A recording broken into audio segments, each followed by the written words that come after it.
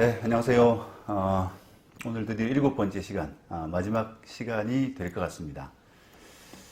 자, 이제 고비는 다 넘겼다고 생각하는데, 오늘 좀 피치를 올려서, 좀 분량이 좀, 되더라고요. 그래서, 좀 이게 콤팩트하게 제가 한번 잘 맞춰보겠습니다.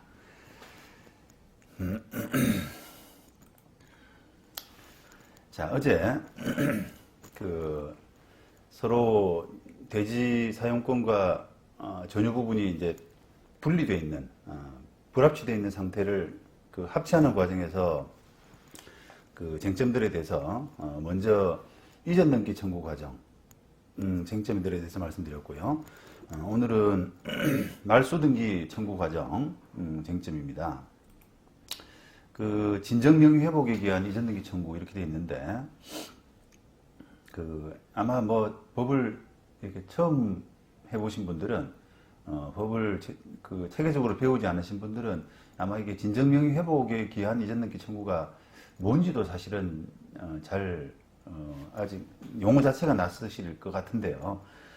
좀 한번 요 계기로 해가지고, 요 진정명의 회복에 기한 이전등기 청구가 뭔지를 한번 여러분들이 한번 이해하시는 그런 계기가 됐으면 좋겠습니다.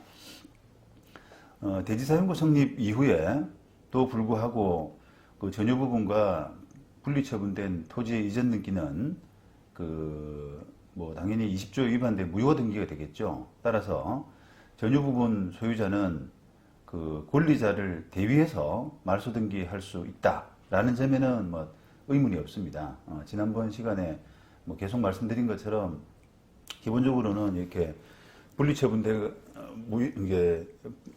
대지사용권 성립 이후에 지분 등기의 어떤 별도 처분은 무효이기 때문에, 그렇게 해서 땅의 대지 등기가 다른 사람한테 넘어갔다면 그 사람의 소유권 취득은 이제 무효가 되고, 그 무효를 돌리기 위해서 대위해 가지고 말소 등기할 수 있다. 이게 이제 원칙적인 방법이고 또 의문이 없지 않습니까? 그런데 이런 원칙적인 말소 청구 대신에 최종 등기 명의자, 이게 땅 소유자입니다. 최종 등기 명의자를 상대로 진정명의 회복을 원인으로 하는 대지 지분 이전 등기 청구가 가능한지, 이런 논란이 되고 있죠.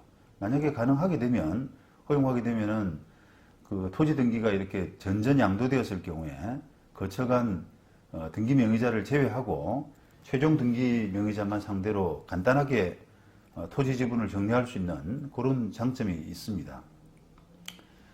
이를 허용하지 않게 되면은 등기부 정리를 위해서 전전양도된 명의자들 모두를 필요로 해서 소송해야 하는 그런 불편이 따르게 되겠죠.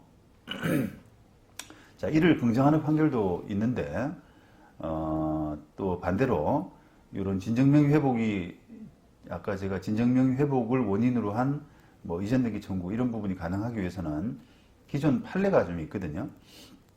물론 이 사건에 20조 관련된 그런 대법원 판례는 아니지만, 다른 사건, 다른 이제 소유권 이전 등기 말소 사건에서 진정명의 회복이 가능하기 위해서는 대법원이 두 가지를 요구하고 있는데, 이전에 자기 명의로 소유권을 표상하는 등기가 되어 있었거나 아니면 법률에 의해서 소유권을 취득한 바가 있어야 된다라고 해서 진정명의 회복에 가능하기 위한 요건 이런 부분을 정하고 있습니다. 그래서 이 부분에 이제 부합해야지 20조에서도 가능하다라고 하는 그런 이제 판례가 있습니다.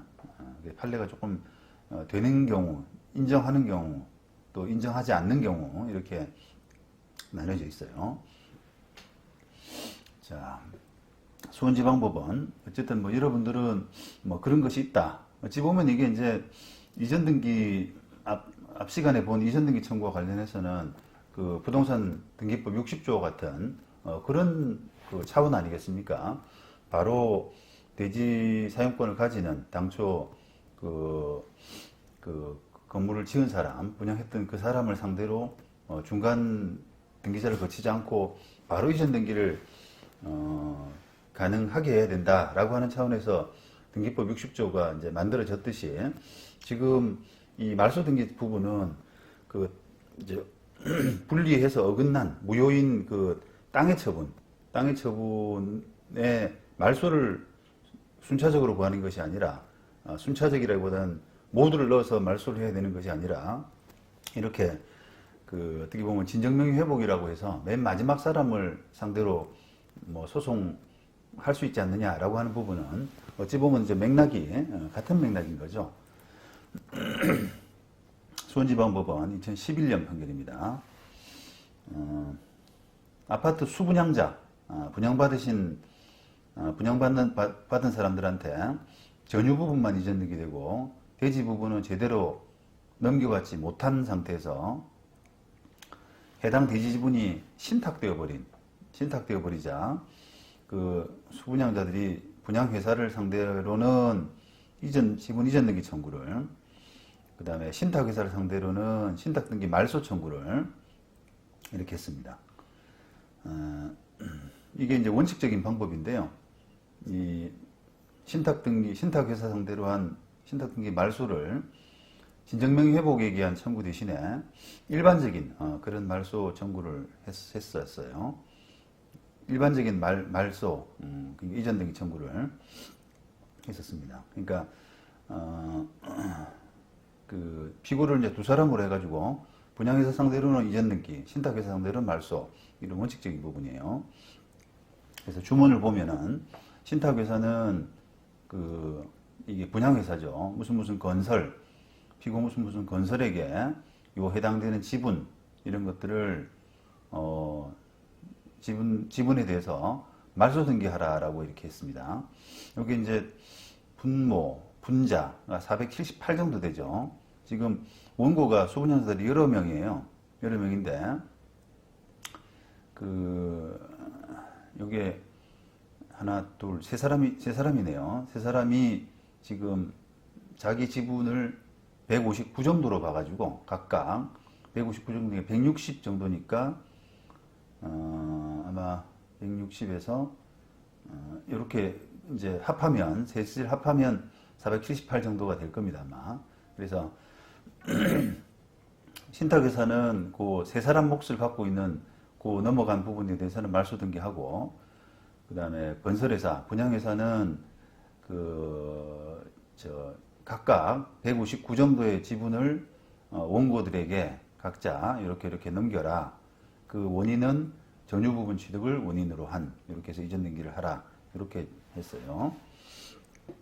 그 다음에 북부지방법원 2011년 판결입니다. 이것도 역시 마찬가지로 일반적인 말소 등기, 그 다음에 이전 등기, 이런 청구 방식의 주문 냅니다. 똑같죠. 이 사건도 이제 아마 전유 부분 가진 사람이 똑같이 자기 전유 부분에 걸맞는 지분을 가져오기 위해서 소송한 케이스인데, 요 도봉구 무슨 동, 요 땅의 지분에 대해서 유모모는 피고 문모모에게 말소 등기를 이행하고 라고 해서 아마 피고 문모모가 분양한 사람인 것 같아요. 그죠? 그래서 문모모는 원고한테 이렇게 넘겨라 라고 하고, 피고는 무효인 그런 대지 지분을 이전 등기 받은 이런 사람인가 봅니다. 그래서 유모모는 문모모에게 말소 등기를 하라 이렇게 된 거죠. 그 다음에 의정부지방법원 2010년 판결이고요. 전유 부분 소유자가 분양회사 상대로는 대지 지분에 대한 이전 등기를, 또 대지 지분에 대한 저당권자와 이전 등기를 받은 사람을 상대로 해서는 채권자 대위권에 의한 말소 등기를 구한 사안에서 대지 지분에 대한 저당 설정, 이전 등기 행위가 대지사용권 성립 이후에 이루어진 것으로서 무효로 판단한 그런 사안입니다. 그러니까 이게 앞선 케이스는 지금 앞선 케이스는 우리가 대지 지분이 그냥 단순히 다른 사람한테 이전 등기된 그런 상태에서 등기받은 사람, 소유권 이전 등기받은 사람을 상대로 말소 등기를 구한 그런 케이스인데, 요것은 이제 한 쿠션을 더 넣어가지고 그 대지 지분에 대해서 다시 저당이 설정된 그런 경우라고 할 수 있죠. 그러면 저당이 설정된 경우는 저당권자라고 하는 이해관계가 있으니까 저당권자를 피고로 넣어야만 완전한 이제 말소가 돼요. 만약에 저당권자를 피고로 안 넣고, 다시 말하면 저당권자 상대로 저당권 말소하라 이런 걸 안 넣고 한다 그러면은 그냥 소유권자만 상대로 소송을 할 경우에는 이게 등기가 지워지지가 않습니다. 이해관계인이 있을 때는 이해관계인을 모두 피고로 넣어야만 그게 등기가 정리가 되거든요. 그래서 그 이해관계인이 누구냐라는 부분을 이런 이전 등기 말소소송에서는 잘 보셔야 합니다. 자, 그래서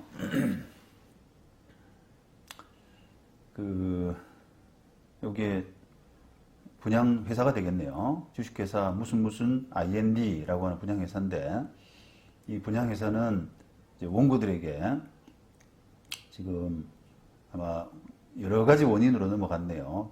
원고 김모 씨는 매매를 했고요. 임모 씨는 경매했고요. 강모 씨, 최모 씨 모두 경매로 넘어갔습니다.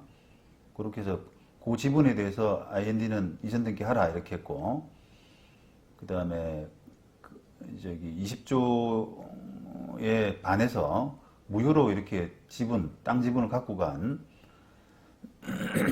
그 길모란 사람은 그 이전 등기를 이제 말소하라 이렇게 했고, 아마 농협은 그 길모로부터 저당 잡은 사람일 겁니다.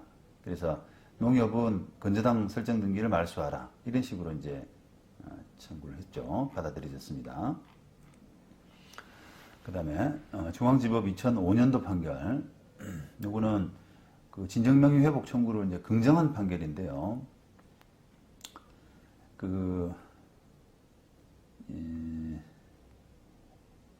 그렇죠. 요 사건은 이제 그 마지막 그 대지 지분을 넘겨받은 사람이 전모 씨란 사람이고, 전모 씨란 사람으로부터 저당 잡은 사람이 이제 김모 씨란 사람이에요.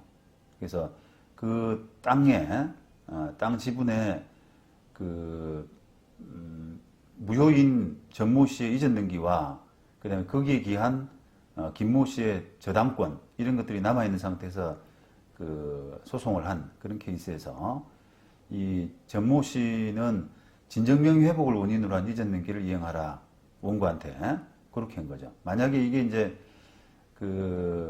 아마도 이 중간중간에 주렁주렁 이렇게 전전 매수했을 겁니다. 전전 매수하거나 전전 양도된 그런 경우에였을 거예요. 그러니까 맨 마지막 사람인 전모 씨를 상대로 진정명의 회복을 원인으로 이전 등기를 했어요. 그러면 이제 피고가 간단해지지 않습니까? 그래서 어차피 저당권자는 진정명의 회복을 원인으로 뭐 이전 등기 하라 이렇게 할 수는 없으니까 저당권은 어차피 천상 그 말소 등기를 구해야 되고요. 그 다음에 이전된 이제 그 마지막 소유자를 상대로 뭔가 말소를 계속 구해야 되는 부분을 피하기 위해서, 불편을 피하기 위해서 그 진정명의 회복을 원인으로 한 이전 등기를 인정한 그런 부분에 어떤 효용이 있는 겁니다. 그래서 법원도 이제 대략 이유는 이렇게 경락에 따라서 전유 부분을 취득한 원고는 종등 권리에 해당하는 이 사건 대지 지분도 함께 취득했다고 하기 때문에 일종의 이제 아까 대법원 판례에서 이야기하는 그런 진정명의 회복의 요건에 해당된다라는 전제로 이제 진정명의 회복을 인정을 했습니다. 그 다음에 의정부지방법원 2011년 판결입니다. 요것도 이제 긍정을 했고요. 요 파란색 부분은 제가 이제 추가해서 좀 썼는데, 대지권 성립한 이후에 전유 부분에 대해서 설정된 근저당권에 기한 경매 절차가 있었습니다. 그래서 거기서 이제 전유 부분을 원고가 취득을 했는데, 경락에 의해서 이제 말소돼야 될 대지 지분에 대한 가등기권자인 새마을 금고로부터 가등기에 기한 본등기를 받은 김모모와 저당권자인 저축은행 그리고 개인 가등기권자를 상대로 이렇게 소송이 제기되는 게 있어요. 아주 사안이 이제 좀 복잡한 그런 케이스인데 이거죠 결국은. 자, 대지권 성립 이후에 이제 아직 그 땅덩어리하고 전유 부분하고 이게 합쳐지지 않은 상태에서 전유 부분에 대해서만 설정된 저당권이 있습니다. 그러면 그 저당의 효력은 요거 한번 보시죠.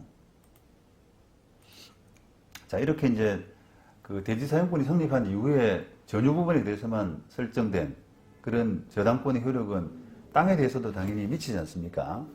그 대지 사용권 성립 이후에는 이제 대지 지분은 전유 부분의 권리와 합쳐지잖아요. 종된 권리가 되지 않습니까? 그러니까 비록 등기부상으로는 그 전유 부분에 대해서만 저당권이 설정된 것처럼 보이지만 실제로는 그 저당권의 효력은 그 대지 사용권에도 미치거든요. 대지 지분에 대해서도 미치거든요. 자, 그런데 그 뒤에 가등기권자, 그래서 경락이 되면은 대지 지분에 대해서도 당연히 그 말소가 돼야 되거든요. 그죠? 대지 지분에 대해서도 그 지분이 말소가 돼야 되는데 그것을 가등기권자, 보통 이제 새마을금고가 이 사건에서 보니까 담보가등기더라고요. 담보가등기권자로서 그것을 가지고 있다가 그 다음에 그 경매에서 배당까지 다 받았어요. 다 받았는데도 불구하고 어떤 사연인지는 모르겠지만 하여튼 김모 씨한테 가등기를 넘겨주게 됐는데 그 과정에서 뭔가 각서를 하나 받았습니다. 이거는 뭐 대지 사용권으로서 뭐 이렇게 문제가 있는 가등기다. 이런 약간의 문제 안 삼기로 한다. 이런 식의 약간 각서를 받고 이제 김모 씨한테 넘겨주고 그 김모 씨가 자기 앞으로 이전 등기 받고 그다음 또 무슨 저축은에다가도 저당 설정하고 그다음 또 거기다가 또 가등기 잡히고 뭐 이런 식의 이제 소송이에요. 근데 어쨌든 결과적으로는 이게 다 이제 말소가 돼야 된다. 이런 식의 이제 판단을 했습니다. 자, 그런데 요거는 뭐 제가 취지를 진정명의 회복을 원인으로 인정한 그런 사례로 이제 소개시켜 드렸는데 이걸 한번 이렇게 나중에 뒤에서 이제 경매관에서도 나오겠습니다만 이걸 한번 이제 조금 경매 차원에서 한번 이해해 보실 필요가 있는 것이, 자, 그 전유 부분에 대해서 대지 사용권 성립 이후에 그 전유 부분에 대해서도 설정된 전유 부분에 대해서 설정된 저당권이 대지 사용권에 대해서도 이제 어쨌든 효력을 미치는데, 따라서 그 경매가 되게 되면은 거기에 그 땅에 대한 땅에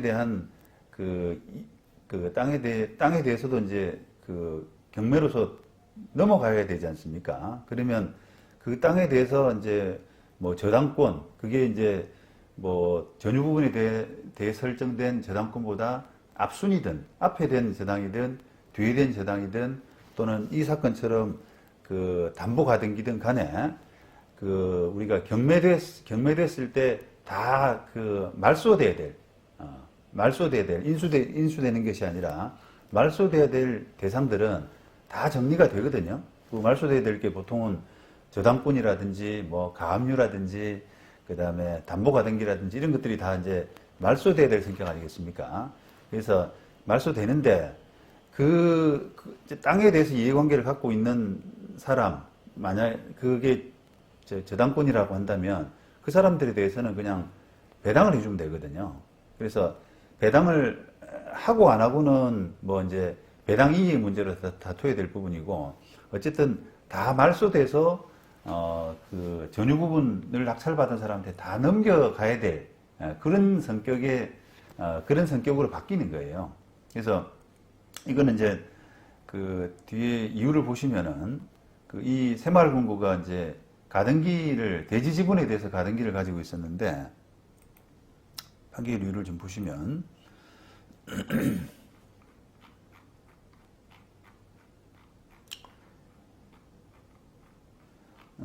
아주 이게 사안이 복잡하게 쓰여져 있습니다만, 그 새마을금고가 그 대지 지분에 대해서 가등기를 가지고 있었고, 요 아까 경매 절차에서 채무를 변제받은 이상 이렇게 했는데, 피담보 채무를 변제받은 이상 이렇게 했는데, 사실은 뭐 변제를 받는 것과 받았느냐 받지 않았느냐라는 것도 상관이 사실 없어요. 팔길 이유는 지금 피담보 채무를 변제받은 이상 이 가등기는 말소된다 이렇게 썼는데, 사실은 새마을금고가 순위상 그 뭐 배당 순위가 안 돼가지고 그 채무를 다 못 받았다고 한들 말소돼야 될 성격이잖아요. 담보가등기의 성격상. 그래서 그거는 그 판결 이유는 조금 그런 면에서는 이제 문제가 되는 것 같습니다. 예. 아무튼 그런 그 말소돼야 될 가등기, 담보가등기에 터잡아서 뭐 피고들의 소유권 이전 등기, 뭐 아까 저당권, 그 다음에 또 가등기 이런 부분들은 다 무효다라고 이렇게 판단을 한 거죠. 그 다음에 인천지방법원 2007년 판결입니다. 요거는 이제 그 진정명의 회복을 원인으로 한 이전 등기를 이제 부정한 취지의 판결인데, 아까 대법원 판결 여러분들이 뭐 이유는 자세히 아실 건 없고요. 어쨌든 그 대법원 판결이 이런 요건을 갖춰야 그 진정명의 회복을 그 인정을 하는데, 그 이 사건은 20조 부분은 요건이 안 되지 않느냐라고 하는 그런 취지입니다. 근데 이거는 논란이 있는 케이스고, 하지만 제 생각에는 진정명의 회복을 인정하는 게 맞는 것 같습니다. 대법원 판례 비춰보더라도. 그래서 그런 상황에 놓이게 되면은 되도록이면은 물론 이제 그걸 선택은 하셔야겠죠. 이게 대지 지분의 이제 이동이 여러 사람을 거쳐서 맨 마지막에 왔을 때, 맨 마지막 사람, 이제 우리가 소송에서 중요한 것은 피고를 놓치게 되면, 피고를 못 잡게 되면은 소송 자체에서 피고 추가가 안 되거든요, 원칙적으로.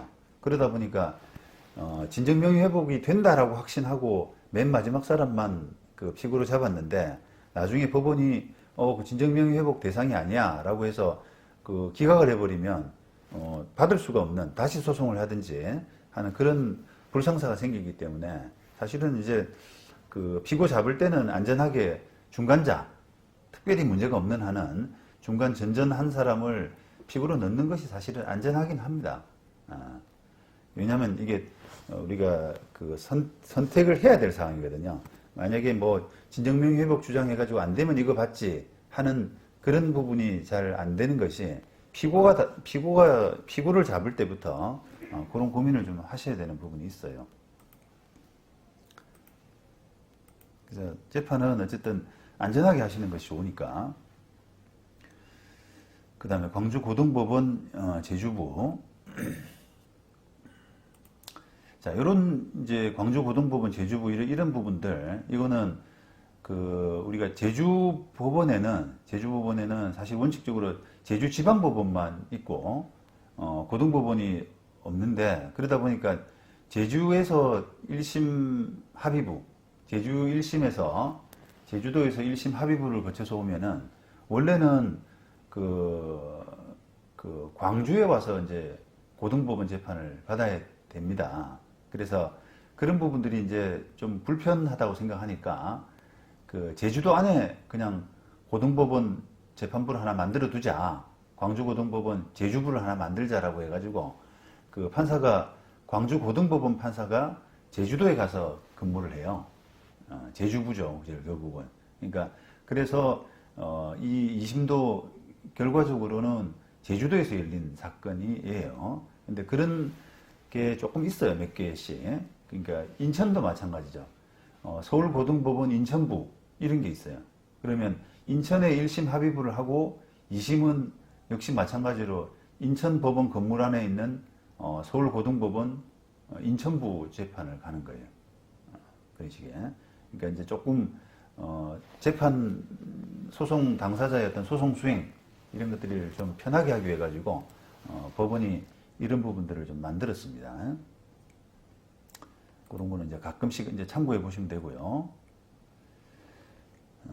낙찰로 그 대지 지분을 취득한 후에 전유 부분 소유자를 상대로 지료 상당 부당이득 반환을 구하자 전유 부분 소유자들이 대지 지분에 대해서 진정 명의 회복을 원인으로 한 이전 등기의 반소를 청구한 사안에서 법원은 원고의 대지 취득은 대지사용권 성립 이후의 취득으로서 무효지만 피고의 반소 청구 역시 진정명의 회복 대상이 될 수가 없어서 기각을 했다 이렇게 했습니다.